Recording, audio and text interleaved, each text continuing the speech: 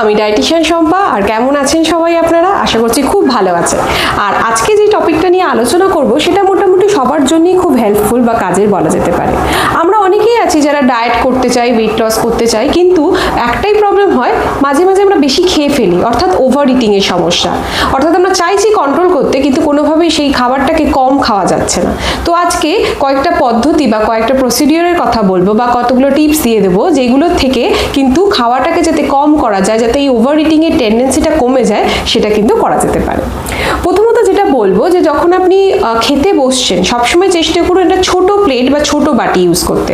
কারণ আপনি যদি ছোট প্লেট বা বাটি ইউজ করেন, তাহলে খাবারটা এমনি কিন্তু যখন আপনি ওই প্লেটে বা বাটিতে নেবেন অনেকটা বেশি পরিমাণে লাগবে, এবং সেক্ষেত্রে কিন্তু খাওয়ার যে ইচ্ছা বা এটা অনেকটা কমে যাবে। কারণ আপনার মনে হবে আপনি অনেকটা খাবার খাচ্ছেন ওই প্লেট ছোট হওয়ার জন্য। তো সবসময় চেষ্টা করুন ছোট প্লেট বা ছোট বাটি ইউজ করতে যখন আপনি খাবার খাচ্ছেন। নেক্সট যেটা করতে হবে, আপনি কখনোই পুরো প্যাকেট নিয়ে বা পুরো কৌটো নিয়ে খেতে বসবেন না।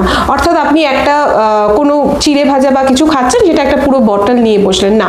যেই পোর্শনটুকু আপনার খাওয়া দরকার, শুধু সেইটুকু পোর্শন একটা ছোট বাটিতে বের করে নিয়ে সেটা খাওয়ার চেষ্টা করুন।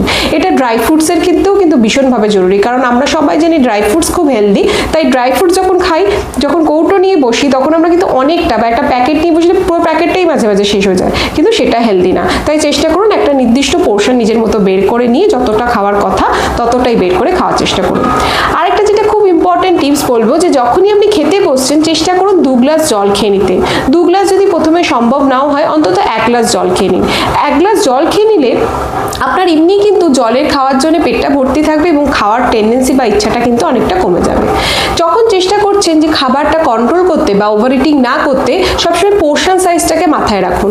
অর্থাৎ আপনি যে ডাল নিচ্ছেন বা সবজি নিচ্ছেন বা ভাত নিচ্ছেন, সেটার পোর্শনটা যেন 1:1 রেশিওতে হয়। এবং যখন আপনার মনে হচ্ছে যে আপনি ভাতটাকে আর একটু খাবেন বা রুটির পরিমাণ একটু বাড়াবেন, তখন অবশ্যই তার সাথে সাথে ডাল আর সবজিও কিন্তু আপনাকে বাড়াতে হবে। তাহলে কিন্তু ব্যালেন্স হয়ে যাবে জিনিসটা, এবং ওভার ইটিং এর সমস্যাটা কিন্তু অনেকটা কমে যাবে। নেক্সট যেটা, যে সোশ্যাল মিডিয়াতে যখনই দেখছেন বিভিন্ন রকমের খাবারের ছবি, খাবারের ভিডিও, সেটা দেখে সবারই খুব ইচ্ছা করে সঙ্গে সঙ্গে একটু কোথাও অর্ডার দেওয়া বা বাইরে থেকে খাবার আনানোর একটা প্রবণতা বা টেন্ডেন্সি থাকে। তাই চেষ্টা করুন সোশ্যাল মিডিয়াতে খাবারের ছবি দেখলেও নিজেকে কন্ট্রোল করার, যে সেই খাবারের ছবি দেখেই সঙ্গে সঙ্গে খাবারের অর্ডার করবেন না।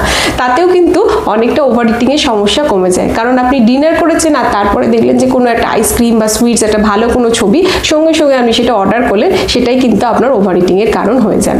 যখন স্ট্রেস আছে, যখন জীবনে খুব স্ট্রেস, ইমোশনাল প্রবলেমের মধ্যে দিয়ে যাচ্ছেন, চেষ্টা করুন খাবারটা যাতে হেলদি হয়। কারণ হেলদি খাবার খেলে বা প্রোটিন রিচ জাতীয় খাবার খেলে আমাদের কিন্তু অনেকটা সময় ধরে পেট ভর্তি থাকে, এবং পেট ভর্তি থাকার জন্য তখন কিন্তু বারবার করে খাবার ইচ্ছা বা ওভার ইট করার ইচ্ছাটা অনেকটা কমে যায়। তাই প্রোটিনযুক্ত খাবার প্রত্যেকটা ডায়েটে রাখা ভীষণভাবে জরুরি। সেটা ব্রেকফাস্ট হোক, লাঞ্চ হোক বা ডিনার হোক, প্রত্যেকটা খাবারের সাথে একটা করে প্রোটিনযুক্ত খাবার অ্যাড করুন। কারণ প্রোটিন আমাদের পেটটাকে অনেকক্ষণ ভর্তি রাখতে সাহায্য করে। তাই এই ছোট ছোট টিপসগুলো তো অবশ্যই ফলো করুন। এবং যেটা খুব কমন জিনিস, যে অবশ্যই খাওয়ার সময় খাবার দিকে তাকান, খাবার প্লেটের দিকে তাকান, খাবারের যে টেস্ট সেটাকে নিন। অবশ্যই সেই টাইমে আপনারা ফোন দেখা, মোবাইল দেখা করবেন না। যখন ফ্যামিলি মেম্বারের সাথে খেতে বসেছেন, তাদের সাথে গল্প করুন, অবশ্যই সবার সাথে মিলে একসাথে খান। কিন্তু সবসময় চেষ্টা করুন যে যখন খাচ্ছেন তখন খাবারের দিকেই কনসেন্ট্রেট করতে, খাবারের স্বাদ সেটাকে গ্রহণ করতে। আস্তে আস্তে চিউ করে করে খাবার খান। অন্তত 20-25 মিনিট টাইম লাগান একটা খাবার বা একটা মিল শেষ করতে।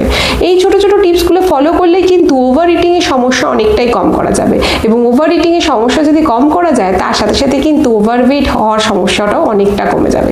শুধু তাই নয়, ডাইজেশন, ব্লোটিং রিলেটেড সমস্যাও কিন্তু অনেকটা কমে যাবে। তাই এই টিপসগুলো ফলো করুন। আর এই নিয়ে যদি কোনো কোয়েশ্চেন থাকে, অবশ্যই আমাকে জানাতে একদম ভুলবেন না। সবাই ভীষণ ভীষণ ভালো থাকবেন। সবার সাথে আবার দেখা হবে। নমস্কার।